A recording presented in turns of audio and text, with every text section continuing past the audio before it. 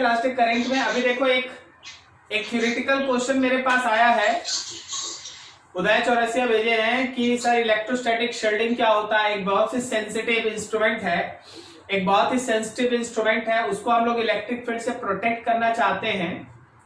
तो अगर हम इलेक्ट्रिक फील्ड से उसको बचाना चाहते हैं तो हम उसको कहां रखेंगे। देखो एक टर्म आता है, that term is called electrostatic shielding.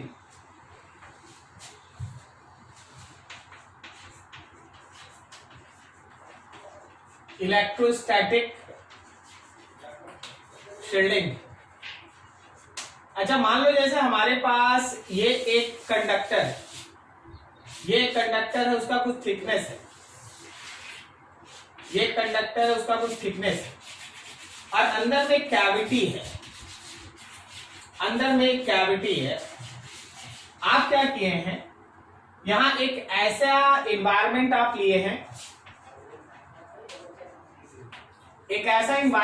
हैं, जिसमें एक इलेक्ट्रिक फील्ड ऐसा। तो देख भाई इलेक्ट्रिक फील्ड जो तेरा है वो कुछ इस तरह से अपने आप को अरेंज करेगा कि कंडक्टर के सरफेस पे परपेंडिकुलर इंटर करे और परपेंडिकुलर ही बाहर भी आए। लेकिन जहां कैविटी है वहां का इलेक्ट्रिक फील्ड जीरो होगा। मतलब अगर हम लोग चाहें तो पूरा मान लो इस रूम में पूरा इलेक्ट्रिक फील्ड है, एग्जिस्ट कर रहा है, लेकिन हम चाहते हैं कि ये पोर्शन में इलेक्ट्रिक फील्ड ना हो, तो वहां पे एक स्फेरिकल कंडक्टर लाके रख देंगे, तो कंडक्टर के अंदर का इलेक्ट्रिक फील्ड कितना हो जाएगा, जीरो। मतलब अगर आप चाहते हैं कि पूरे एनवायरनमेंट में इलेक्ट्रिक फील्ड हो लेकिन एक सर्टेन जगह पे इलेक्ट्रिक फील्ड ना हो, तो बनाने का तरीका यह है कि आप उसको किसी कंडक्टर के अंदर पोर्शन को ले आइए, वहां इलेक्ट्रिक फील्ड जीरो होगा। ऐसा ही रीजन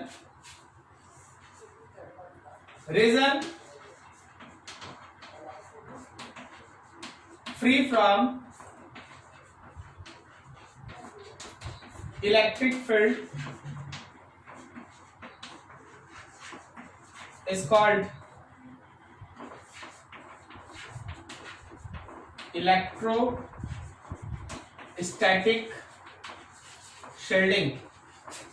मतलब कोई भी रीजन को अगर हम इलेक्ट्रिक फील्ड से फ्री करना चाहते हैं तो उसको कंडक्टर के अंदर रख देंगे, तो अगर कंडक्टर के अंदर का वो रीजन है तो हम लोग वहां पे इलेक्ट्रिक फील्ड को जीरो ले सकते हैं। क्या समझ में आया? बाहरी इलेक्ट्रिक फील्ड से। हाँ, अब आपका जो इंस्ट्रूमेंट है जो बहुत ही सेंसिटिव है, बाहर वाला इलेक्ट्रिक फील्ड उसको हार्म कर सकता था, आप उसको यहां रख दीजिए, वहां इलेक्ट्रिक फील्ड लगेगा ही नहीं, क्योंकि एक्सटर्नल इलेक्ट्रिक फील्ड का वैल्यू वहां कितना है, जीरो। ठीक है, that type of space is called electrostatic shield space. Draw कर लो ऐसे ही, बस इसके बाद करंट में आगे बढ़ते हैं।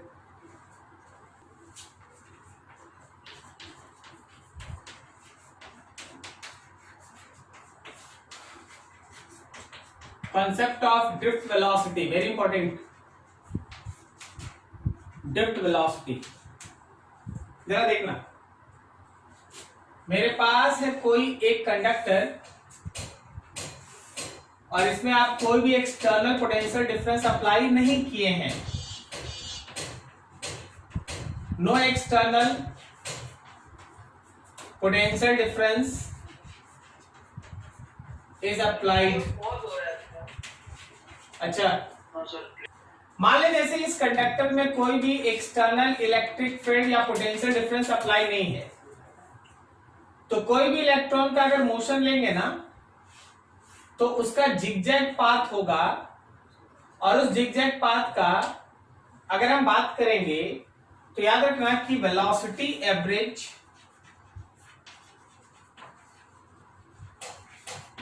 जीरो होगा। मतलब कोई भी इलेक्ट्रॉन को अगर हमें बिना पोटेंशियल डिफरेंस के ले तो ऐसा नहीं बोल सकते कि फ्री इलेक्ट्रॉन्स किसी कंडक्टर के अंदर रुका हुआ नहीं है, वो सब मूव कर रहा है, लेकिन उसका एवरेज वेलोसिटी कितना है, जीरो। ठीक है, अब जरा सुनना, अगर हम लोग इसी कंडक्टर के अक्रॉस में एक पोटेंशियल डिफरेंस लगा दें, अगर हम लोग इसी कंडक्टर के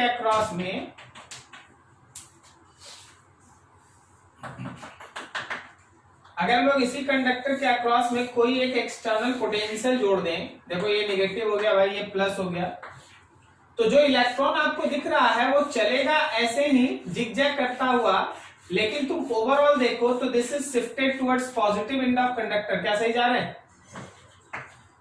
मेरा हाथ जैसे चल रहा था उस पर आपको गौर था? ठीक है, जिग जैग चल रहा है, लेकिन वो पॉजिटिव एंड ऑफ कंडक्टर की तरफ धीरे धीरे शिफ्ट भी होता जा रहा है। क्या बोलता है, सही है? ठीक है। जिस एवरेज वेलोसिटी से इलेक्ट्रॉन्स किसी कंडक्टर के अंदर पॉजिटिव एंड की तरफ शिफ्ट करता है, उसी एवरेज वेलोसिटी को हम लोग ड्रिफ्ट वेलोसिटी कहते हैं। देखिए दो तरह का वेलोसिटी, एक जिस वेलोसिटी से ये जिग-जैग आगे पीछे ऊपर नीचे कर रहा है वो है थर्मल वेलोसिटी, जिसके बारे में लास्ट टाइम लोग सीखे थे। वो थर्मल वेलोसिटी यहां भी है, लेकिन इस बार यहां क्या था कि थर्मल वेलोसिटी का अगर हम एवरेज निकालेंगे तो दैट एवरेज इज 0। लेकिन इस बार क्या है, थर्मल वेलोसिटी के साथ साथ this is also shifted towards positive end of conductor, तो एक और वेलोसिटी आपको मिलेगा टुवर्ड्स लेफ्ट। जिस एवरेज वेलोसिटी से फ्री इलेक्ट्रॉन्स कंडक्टर के पॉजिटिव एंड की तरफ शिफ्ट करता है, उसी एवरेज वेलोसिटी को हम लोग कहते हैं ड्रिफ्ट वेलोसिटी। क्या आप लोगों को समझ में आया ड्रिफ्ट वेलोसिटी क्या है? क्या सभी को क्लियर है ना? ठीक है। हाँ। अभी जरा सोचना जी, जिनको नहीं समझ में आया, मान लो हम यहाँ खड़े हो जाएं और अपना हाथ चलाते रहें, हम अपना हाथ आगे पीछे चलाते रहें, बता तो इस हाथ का मूवमेंट का एवरेज वेलोसिटी कितना है?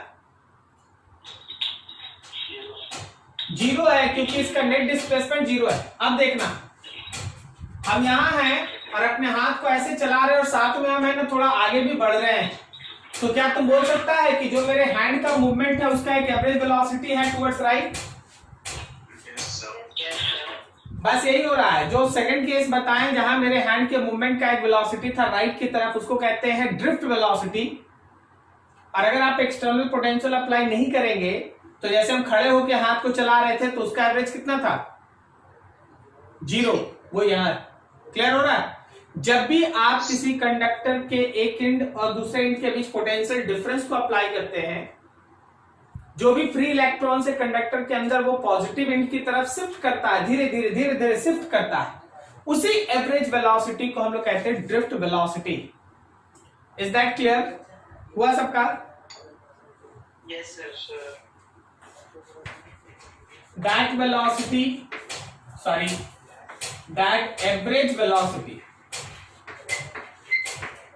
Average velocity through which electrons are drifted sir writing clear नहीं आ रहा।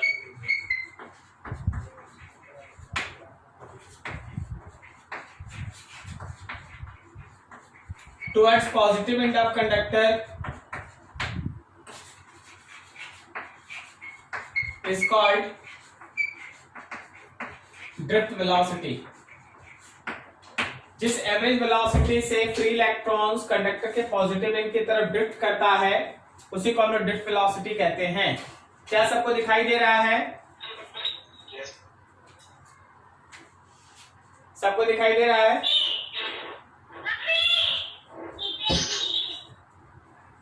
ठीक है, चलो अब देखो यहां पर इसका एक डेरिवेशन है।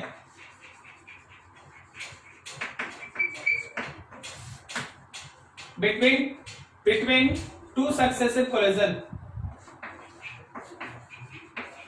between two collisions, हमेशा ध्यान रखना कि इनिशियल वेलोसिटी होता है 0। अब जरा गौर करो, जब आप इस पर्टिकुलर कंडक्टर के अंदर एक पोटेंशियल अप्लाई करके रखे भी, तो वो इसके अंदर एक इलेक्ट्रिक फील्ड स्टैब्लिश करके रखा है प्लस से माइनस की तरफ E। अगर ऐसा है तो कोई भी ऐसा फ्री इलेक्ट्रॉन जो इस कंडक्टर के अंदर आप लेंगे, इलेक्ट्रिक फील्ड का जो भी डायरेक्शन उसके अपोजिट डायरेक्शन में उस पर फोर्स लगेगा। क्या सही है? नहीं समझा? इलेक्ट्रॉन है तो हमारा इलेक्ट्रिक फील्ड अगर राइट है तो फोर्स लगेगा लेफ्ट में, ठीक है। अच्छा, अगर फोर्स है लेफ्ट में तो आखिर वो फोर्स कितना है? तो याद रखना कि that force on electric field is E into E। सही है, चाहेगा तो डायरेक्शन के लिए यहाँ माइनस लगा सकता है, यही कर सकता है फोर्स। और तो यहाँ लिख सकते हैं mass into acceleration is equals to E into, ठीक है। तो आपके पास एक्सेलरेशन का वैल्यू होगा E by M, minus sign छोड़ दिया, माइनस साइन बाई डायरेक्शन बताता है कि जो भी हमारे ई का डायरेक्शन होगा, फोर्स अपोजिट में है तो हमारा एक्सेलरेशन भी अपोजिट में होगा। एक्सेलरेशन मिल गया, इनिशियल वेलोसिटी मिल गया। दो सक्सेसिव कोलिजन के बीच क्या हम लोगों को जो टाइम लगेगा वो टॉ होगा, relaxation time.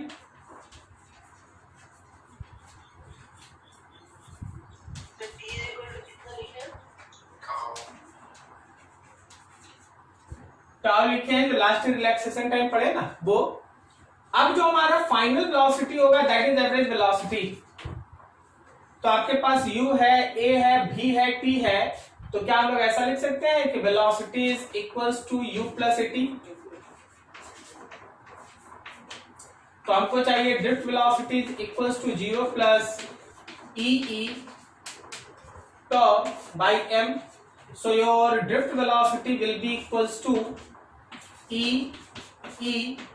tau by m। थोड़ा वेक्टर फॉर्म में चलते हैं। अब जरा डायरेक्शन देखिएगा कि बिकॉज हम लोग देख रहे थे कि फोर्स इलेक्ट्रिक फील्ड के अपोजिट में था तो मेरा एक्सेलरेशन भी इलेक्ट्रिक फील्ड के अपोजिट में होगा। तो यहाँ पे अगर माइनस डालिएगा तो ये रहेगा minus. This is vector form of drift velocity. ये तुम्हारे ड्रिफ्ट वेलोसिटी का वेक्टर फॉर्म है। यहाँ पे नेगेटिव साइन क्या बताता है, समझ के बताओ। किधर किधर, ड्रिफ्ट इलेक्ट्रिक फील्ड के अपोजिट में। तो अगर आप ड्रिफ्ट वेलोसिटी का मैग्नीट्यूड लिखते हैं then your answer is E tau by M. अगर आप ड्रिफ्ट वेलोसिटी का मैग्नीट्यूड लिखते हैं then your answer is E tau by M. Clear है। और डायरेक्शन हमेशा अप्लाइड इलेक्ट्रिक फील्ड के अपोजिट में, ठीक है। Direction VD is always in opposite direction of electric field. Electric field के अपोजिट में हमारा ड्रिफ्ट वेलोसिटी होगा। तो चलिए फिर से एक बार देख लीजिए, बहुत बार बीच में है ना आपको प्रॉब्लम हुआ नेट की वजह से, सुन लीजिए ध्यान से। कोई भी कंडक्टर को अगर हम लोग बिना एक्सटर्नल पोटेंशियल डिफरेंस के रखते हैं तो उसका इलेक्ट्रॉन सब मूव करता है लेकिन उसका एवरेज वेलोसिटी 0 होता है। लेकिन अगर हम लोग उसी कंडक्टर के अक्रॉस में एक पोटेंशियल डिफरेंस अप्लाई कर दें तो मेरे इलेक्ट्रॉन्स के पास थर्मल वेलोसिटी के साथ साथ एक एवरेज वेलोसिटी भी हो जाता है towards positive end of conductor.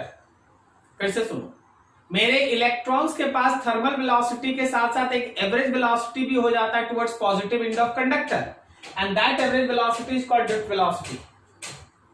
जब आप इसका डेरिवेशन करते हैं, दो सक्सेसिव कोलिजन के बीच इनिशियल वेलोसिटी 0, फोर्स लग रहा है QE, माइनस साइन डायरेक्शन है, तो एक्सेलरेशन का मैग्नीट्यूड है EE by m, minus sign direction है।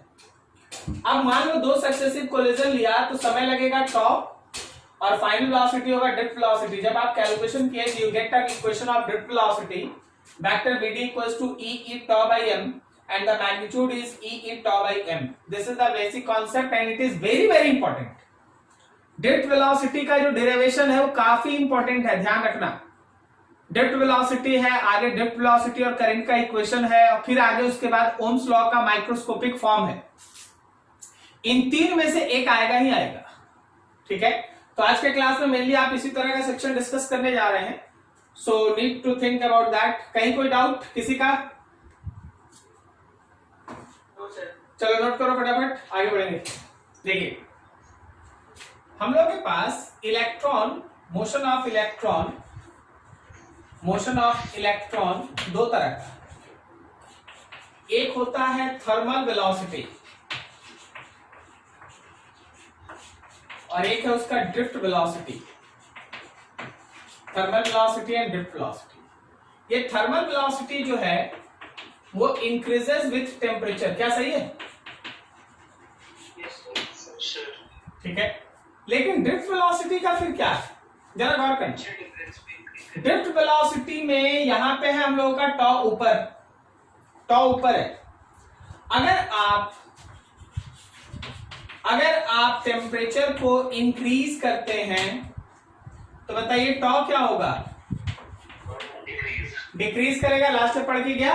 और अगर टॉ घटा तो ड्रिफ्ट वेलोसिटी क्या होगा? डिक्रीज किया ना।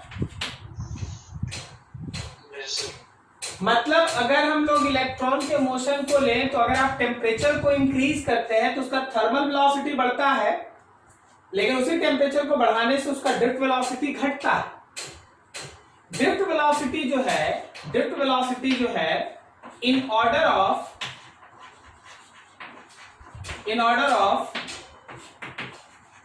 फ्यू सेंटीमीटर आता है, फ्यू सेंटीमीटर पर सेकेंड। 10 सेंटीमीटर पर सेकेंड, 5 सेंटीमीटर पर सेकेंड, 50 सेंटीमीटर पर सेकेंड। लेकिन ये जो थर्मल वेलोसिटी है वो आता है इन order of 10 to the power 3, 10 to the power 4 metre पर सेकेंड। मतलब ये थर्मल वेलोसिटी, इलेक्ट्रॉन का थर्मल वेलोसिटी काफी फास्ट होता है, लेकिन उसका ड्रिफ्ट वेलोसिटी काफी कम होता है। क्या लाइन समझ में आ रहा है? थर्मल वेलोसिटी काफी ज्यादा है, लेकिन उसका ड्रिफ्ट वेलोसिटी काफी कम होता है। लेकिन अब एक इंटरेस्टिंग क्वेश्चन ये है कि मान लीजिए कि कहीं एक स्विच है, मान लो जैसे इस रूम में एक स्विच है, तुम्हारे घर में एक स्विच है, और वहां से बल्ब तक मान लो 5 मीटर तार लगा हुआ है। स्विच से बल्ब तक 5 मीटर तार लगा हुआ है। तो जब आप स्विच को ऑन करते हैं तो 5 मीटर तार लगा है। सपोज ये है ना, ये लगभग मान लो in order of suppose 100 centimetre पर सेकेंड है, मान लेते लेट। तो भी 5 मीटर तार को कवर करने में इस हिसाब से तो कम से कम 5 सेकेंड लगना चाहिए। इसका मतलब स्विच ऑन करने के 5 सेकेंड के बाद बल्ब जलना चाहिए। क्यों नहीं? क्या बोले? जो नियरेस्ट होता है वही उससे पार हो जाता है। देखो, अगर इस थ्योरी से चलेगा ना तो उस हिसाब से 5 सेकंड लगना चाहिए, और अगर बहुत लंबा वायर है तो आज स्विच ऑन करेगा तो कल वहां जलना चाहिए क्या? लेकिन ऐसा होता नहीं, लेकिन प्रैक्टिकली इट इज नॉट। तो इसका लगभग आंसर है ना जो हमारा अभी मैं बताया वो लगभग सही है। उस चीज को आप यहां ऐसे समझ लीजिए थोड़ा ध्यान से। जैसे ही आप किसी कंडक्टर में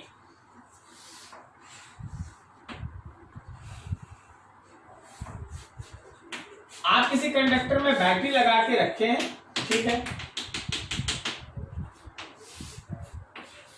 इसका लेंथ L है। हम 2 इलेक्ट्रॉन के बारे में बात करें, एक इलेक्ट्रॉन A है और एक इलेक्ट्रॉन है B। आप जब की को क्लोज करते हैं, as soon as key is closed, जैसे ही आप की को क्लोज करते हैं, as soon as key is closed, electron A electron जो है वो ए इलेक्ट्रॉन यहां पहुंचेगा तभी करंट होगा, ऐसा थोड़ी ना है।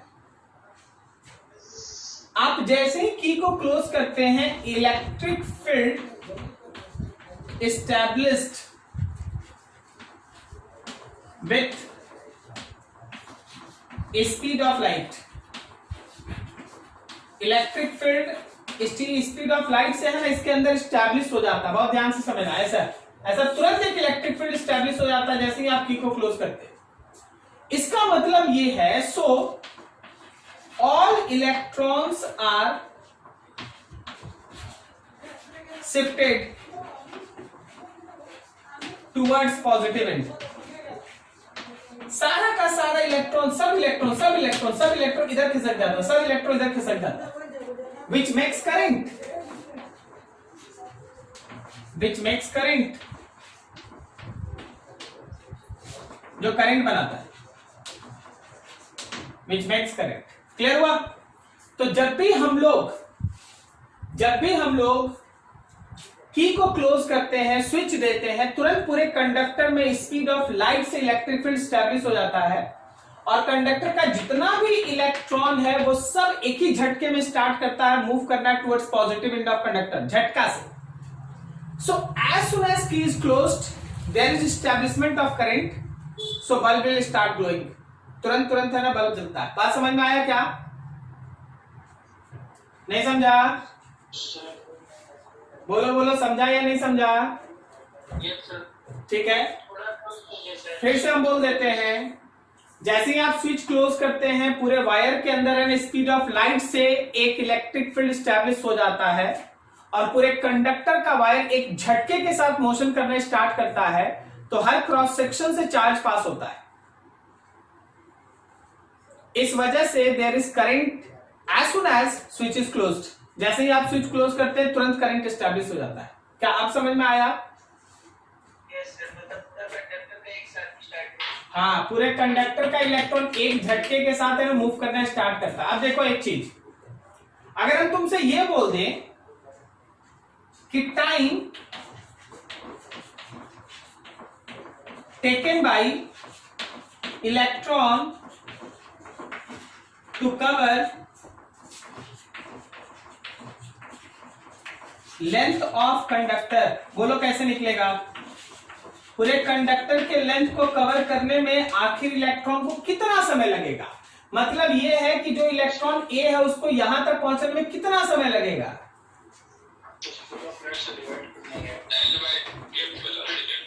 L by drift velocity. सही है? ठीक. तो ये है तुम्हारे पास ड्रिफ्ट वेलोसिटी का डेरिवेशन और उसका कुछ कॉन्सेप्चुअल पार्ट की टेम्परेचर का इफेक्ट क्या है, और तुरंत स्विच क्लोज करते ही, ये तो कॉन्सेप्चुअल क्वेश्चन पूछा जाता है, तुरंत स्विच क्लोज करते ही करंट कैसे स्टैब्लिश हो जाता है अगर ड्रिफ्ट वेलोसिटी इतना कम है? तो कारण है कि एक इलेक्ट्रिक फील्ड स्टैब्लिश होता है और सारा इलेक्ट्रॉन एक झटके से मूव करना स्टार्ट कर देता है. ठीक है, नोट करो यहां तक, फिर आगे बढ़ते हैं.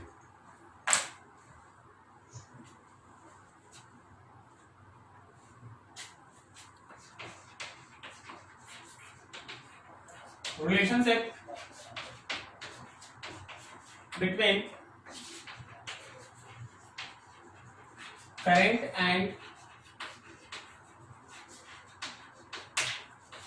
and drift velocity. Relationship between current and drift velocity. Current और drift velocity के बीच का relation. Let small n is number of free electrons per unit volume. ये बताता है कि how many free electrons are present in unit volume. अब मान लीजिए जैसे आपके पास ये कंडक्टर है, इसका area of cross section A है, इसका लेंथ L है, इसके अंदर बहुत बहुत बहुत सारा फ्री इलेक्ट्रॉन्स है. ठीक है, ऐसा.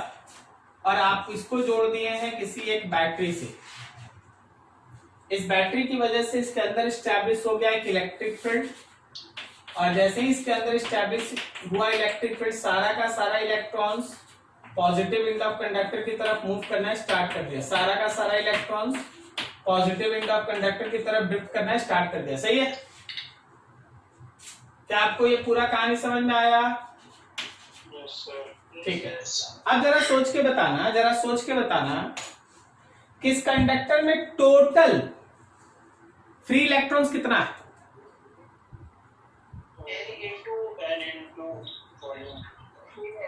AL. Very good. Total number of free electrons,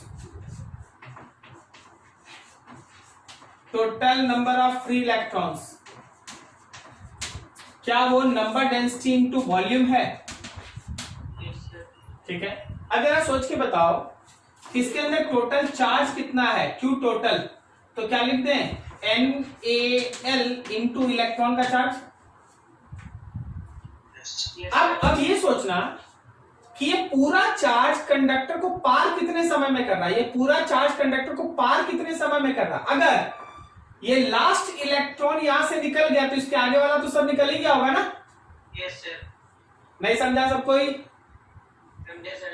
अरे भाई यहाँ लाइन लगा हुआ, तो अगर ये लास्ट इलेक्ट्रॉन पार किया, इसका मतलब आगे वाला सब निकल गया. Yes sir. टाइम टेकन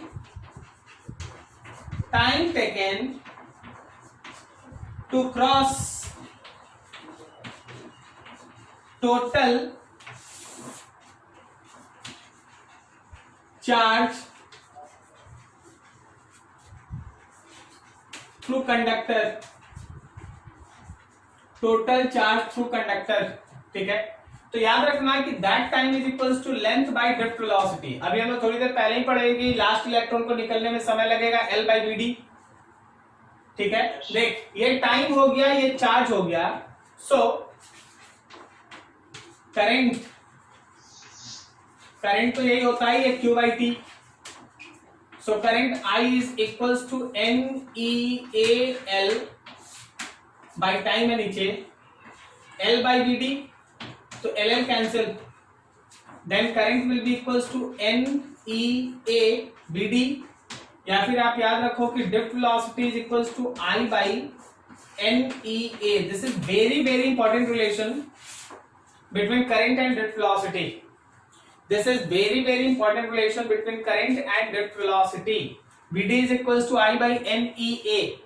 यहाँ पे I को और A को अगर हटाएं तो J by NE भी तो लिख सकते हैं। I by A क्या है? करंट डेंसिटी है, नीचे NE, तो ये भी लिख सकते हैं। इसमें हर टर्म का मीनिंग एकदम क्लियर रखना। इसमें स्मॉल n किसको स्टैंड करता है? Number of free electrons per unit volume. Small e क्या है?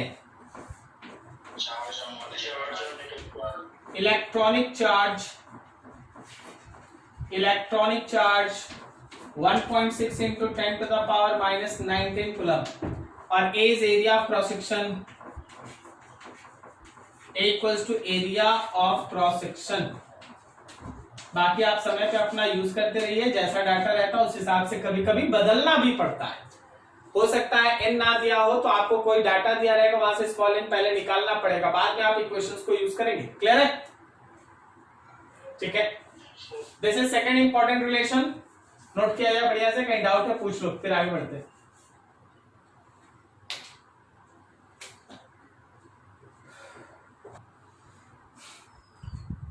बताना ड्रिफ्ट वेलोसिटी और करंट का डायरेक्शन अगर ये वेक्टर फॉर्म में लिखा रहता, मान लीजिए जैसे ये जो इक्वेशन है ये वेक्टर फॉर्म में अगर लिखते हैं हम लोग, तो drift velocity is a vector, J is a vector. अब बोलो क्या होगा? क्या यहाँ माइनस लगेगा? नहीं लगेगा माइनस। अच्छा, क्यों नहीं लगेगा माइनस? इसका डायरेक्शन, वेलोसिटी का डायरेक्शन सेम होगा। अच्छा, ड्रिफ्ट वेलोसिटी का मतलब है इलेक्ट्रॉन किधर मूव कर रहा है। ड्रिफ्ट वेलोसिटी का मतलब है इलेक्ट्रॉन किधर मूव कर रहा है, जबकि करंट हमेशा उसके अपोजिट में ना मूव करता है। तो अगर करंट अपोजिट में है तो करंट डेंसिटी भी तो इसी डायरेक्शन में है।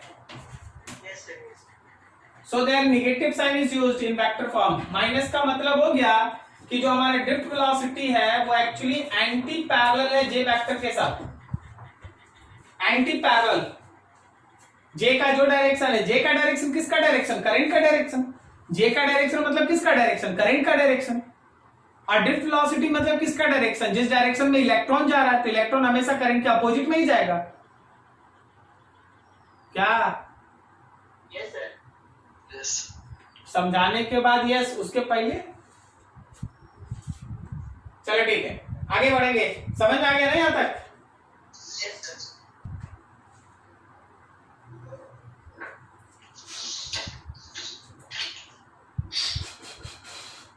देखो क्या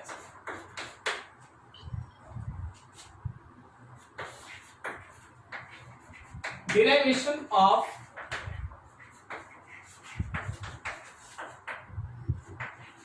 microscopic form of Ohm's law। Derivation of microscopic form of Ohm's law। Microscopic form of Ohm's law का हम लोग है ना एक छोटा सा डेरिवेशन करने जा रहे हैं। ठीक है, आप एक चीज ध्यान से देखिए और समझिए। हम लोग ने ड्रिफ्ट वेलोसिटी का दो इक्वेशन निकाले, एक निकाले ई टॉ बाई एम और हम लोग एक निकाले आई बाई एन ई ए। सही है, वन है ये टू है। तो ये याद रखना कि फ्रॉम इक्वेशन 1 एंड 2 अगर आप इक्वेशन 1 और 2 दोनों को कंसिडर करके चलते हैं, यू कैन राइट दैट कि E tau by M is equal to I by N E A. इसका मतलब ये है कि जो आप इलेक्ट्रिक फील्ड लिखेंगे that can be written as I into M, I into M divided by N E square tau into A. क्या ठीक लिखे? Yes sir. थोड़ा इसको अरेंज करते हैं। क्या हम ई को लिख सकते हैं M by N E square tau I by A. अब जरा गौर करना, ई का मतलब क्या होता है? वो कंडक्टर के अंदर का इलेक्ट्रिक फील्ड होता है। मतलब अगर मेरे पास एक कंडक्टर है और उस कंडक्टर के अक्रॉस में हम एक बैटरी लगा के या किसी भी तरीके से भी पोटेंशियल डिफरेंस डेवलप किए, इसका लेंथ है एल, तो जो इसके अंदर का इलेक्ट्रिक फील्ड स्टैब्लिश होगा का वो V बाई एल होगा। क्या वो electric field potential difference by length होगा, डिस्टेंस होगा? Yes sir. अरे ये होता है ना del V by del R. Minus का मतलब तो होता है डायरेक्शन, माइनस का मतलब होता है डायरेक्शन, तो डायरेक्शन तो ठीक है प्लस से माइनस की तरफ। सो इसका मतलब ये है कि जहां भी इलेक्ट्रिक फील्ड है, जहां भी इलेक्ट्रिक फील्ड वहां V बाई एल लिख सकते हैं। So potential difference by length is equal to M by N E square tau I by A. चलिए एक और element, therefore potential difference is m by N E square tau l by a and I।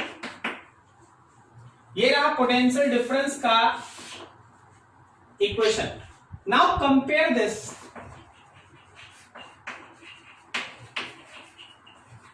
This with B equals to I R. इसको compare करो जी B equals to I are से। दिखा R के जगह पे क्या है? सो जिसको आप रेजिस्टेंस ऑफ कंडक्टर कहते हैं वो actually m by N E square tau L by A होता है। मतलब आप किसी कंडक्टर का जब रेजिस्टेंस बोलते हैं तो उसके अंदर m है। m क्या है जरा कोई बता तो m क्या है यहां पर? Mass of electron. Mass of electron, ये मास ऑफ इलेक्ट्रॉन है, ठीक है। Mass of electron by N E square tau is the relaxation time L by A. यह है किसी भी कंडक्टर के रेजिस्टेंस का माइक्रोस्कोपिक फॉर्म। तुम इसको कंपेयर करो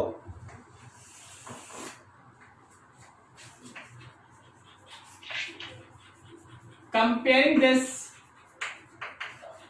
with resistance is equal to rho into L by A, तो आपको मिलेगा रेजिस्टिविटी, और resistivity is m by N E square toe.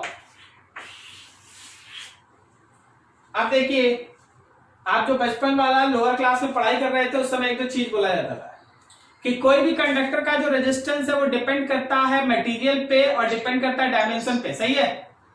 Yes sir. पता मटेरियल क्यों बोलते हैं? मटेरियल बोलते हैं क्योंकि उसके अंदर ये वैल्यू वैरी करता है। हर मटेरियल के हिसाब से n अलग अलग होता है। हर मटेरियल के अंदर number of free electrons per unit volume अलग अलग होगा। जो जितना अच्छा कंडक्टर है, उसका n उतना ही ज्यादा होगा, r उतना ही कम होगा। क्या समझा? Yes sir. उसके अंदर number of free electrons per unit volume उतना ही ज्यादा होगा, चार्ज को कैरी करने वाला इलेक्ट्रॉन ज्यादा होगा, तो रेजिस्टेंस कम होगा। और जो जितना खराब कंडक्टर है उसके अंदर number of free electrons per unit volume उतना ही कम होगा, चार्ज को कैरी करने वाला जो कैरियर है वो कम होगा, तो रेजिस्टेंस ज्यादा होगा। तो ये मटेरियल का प्रॉपर्टी है। और ये है डायमेंशन, लेंथ और एरिया की कैसे बनाते हैं आप, किस शेप में बनाते हैं, कितना लंबा बनाते हैं, कितना चौड़ा बनाते हैं and so on like that. तो मटेरियल का प्रॉपर्टी को आप रो में पढ़ते हैं, रो इज कॉल्ड रेजिस्टिविटी। ये रेजिस्टिविटी है ना, ये है रेजिस्टिविटी, ठीक है। तो m by n e square tau, this is microscopic form of Ohm's law. अब एक इक्वेशन पे फिर से आ जाओ, यहां पे आ जाओ, यहां पे ये देख, E का इक्वेशन है m by n e square tau I by a, since E equals to m by n e square tau I by a, तो क्या हम इसको लिख सकते हैं rho into J.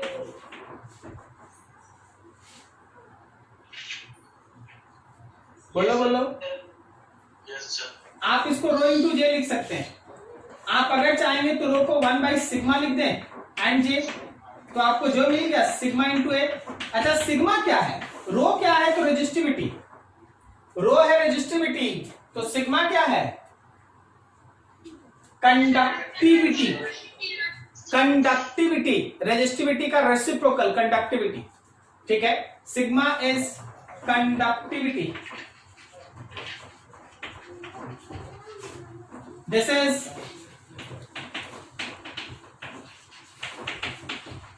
Microscopic form of Ohm's law, this is microscopic form of Ohm's law. ये हमारे Ohm's law का माइक्रोस्कोपिक फॉर्म है। क्लियर? एक एक लाइन देखो अच्छे से। This is also third and important one, derivation. आज के क्लास में 3 डेरिवेशन कराया गया। ड्रिफ्ट वेलोसिटी पहला, दूसरा था करंट और ड्रिफ्ट वेलोसिटी के बीच रिलेशन, और थर्ड है microscopic form of Ohm's law. जो हम लोग ओम्स लॉ लिखते हैं V equals to I R, उसमें R किसके जगह पे होता है। फिर हम लोग लिखते हैं R is equals to rho into L by A, उसमें रो किसके जगह पे होता है। सब चीज एक एक करके क्लियर है। तीनों में से कोई ना कोई क्वेश्चन रहता ही है, सो बी केयरफुल। कोई डाउट है पूछ लो, बाकी अब इसमें और थोड़ा सा है, आगे बढ़ेंगे। नोट करो बढ़िया से।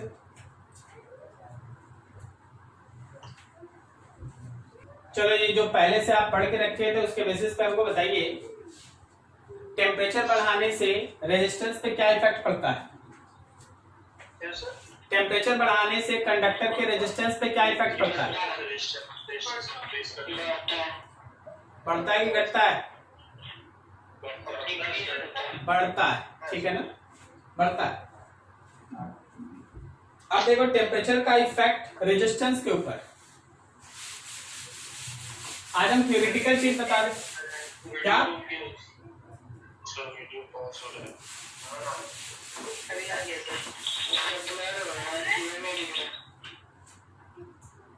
ठीक है सर।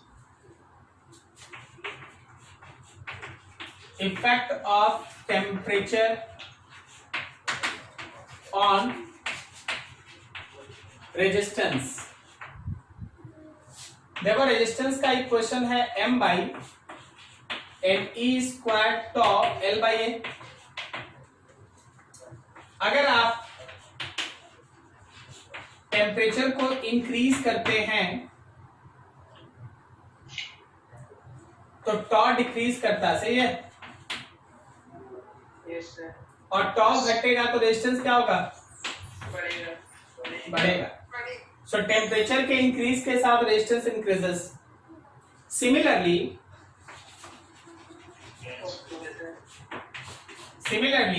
रेजिस्टिविटी के अंदर भी नीचे ही में ही है टॉ। अगर आप फिर से यहां पे टेम्परेचर को इंक्रीज करते हैं तो टॉ डिक्रीज करेगा और रेजिस्टिविटी भी इंक्रीज करेगा। मतलब टेम्परेचर के इंक्रीज के साथ resistance of conductor as well as resistivity of conductor both goes on increasing, दोनों इंक्रीज करता है। क्या ये लॉजिक समझ में आया? Yes sir. ठीक है।